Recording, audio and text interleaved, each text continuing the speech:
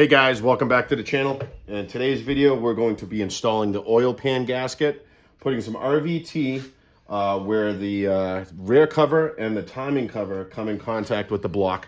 And then also we're going to torque down the oil pan to 18 foot-pounds. We're going to get into the video. Stay tuned. All right, guys. So first, you want to start off with a clean mating surface for the RVT to adhere to these 4 points, which it's not one piece. So it's actually 4 spots where the rear cover goes on and the front cover goes on right here and here.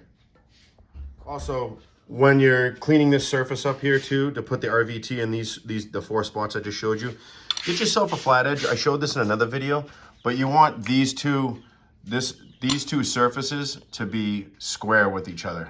So that's a huge thing too.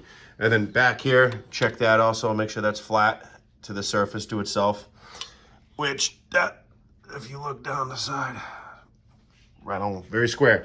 But the biggest thing too is, I'll flip the motor upside down in a minute, but you gotta make sure that when you put the oil pan on, I'll show you here, we're gonna have to line up this side with the oil pan vertically, because the inspection cover on the bottom side of the transmission goes right there, so you want to make sure that's square also.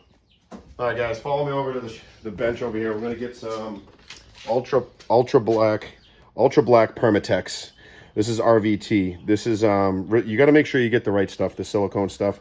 It's a gasket maker, and we're not going to be liberal with this. We're going to use a good amount in all 4 corners. Make sure you get some Permatex Ultra Black. I've used it. I actually opened it up yesterday and made sure it was good to go. So let's head back over here, and we'll put some right on the spots. All right, guys, we're going to get right in here. Make sure these 2 mating surfaces have RVT. It's prone to leak. That's why a lot of people change these gaskets in the truck. So you want to make sure you have a good amount just in each corner where the covers come into contact with the block.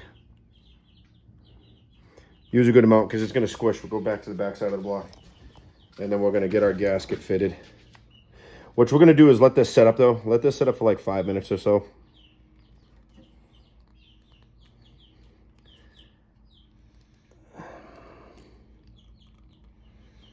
And 3, and last one on this side.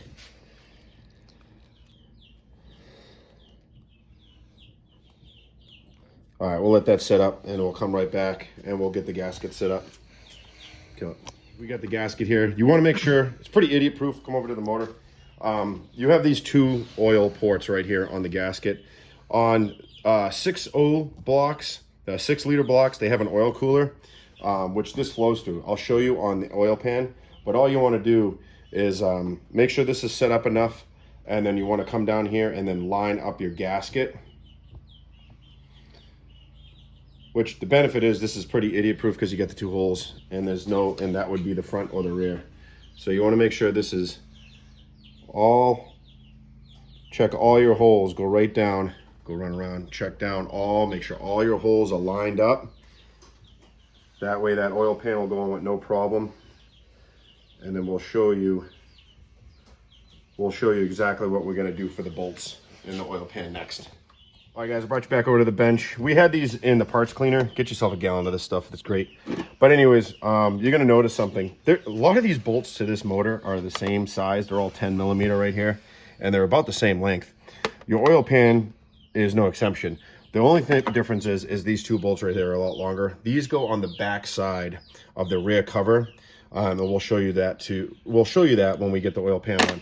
Also, before I go any further, make sure you get your torque wrench. If you're watching this video, you already know that. This is in inch pounds. I converted it to foot pounds. You need 18 foot-pounds.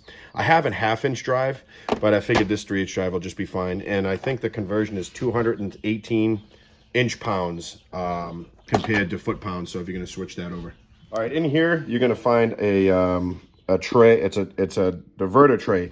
This is called the windage tray.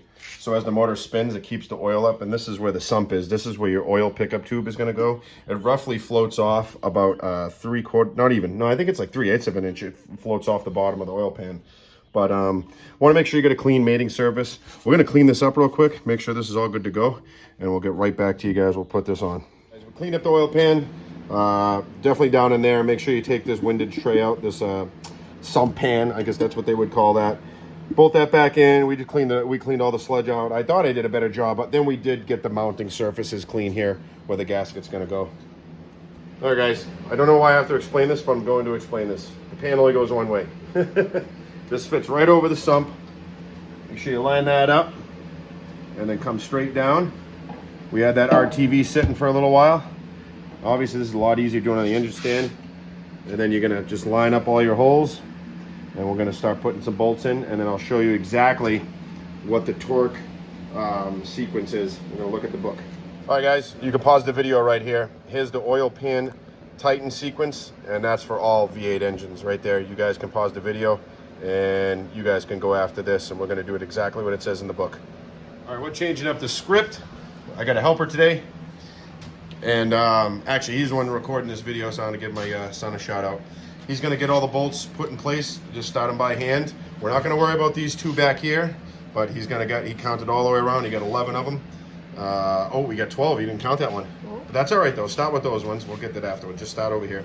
Just make sure they line up. Look down in the hole. Make sure the gasket's in place. And as long as you get a few threads on each bolt, you should be good. No, right there, Tyler. That's good. Easy, easy. Right there. That pan should be lined right up. Let me see when I'll put one over in front. This time enough? As long as you got it, few threads in there, you should be good.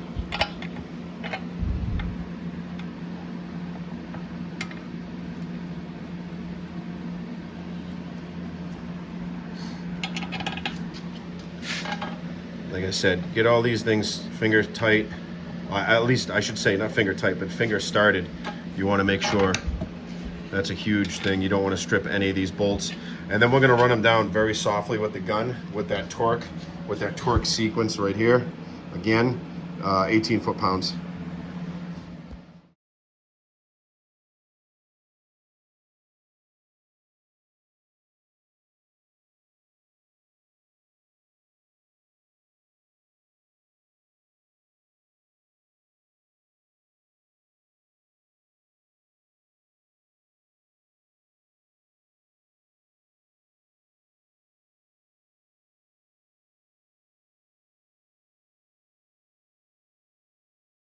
All right, guys, there you have it. We time-lapsed, just tighten them down, finger tight.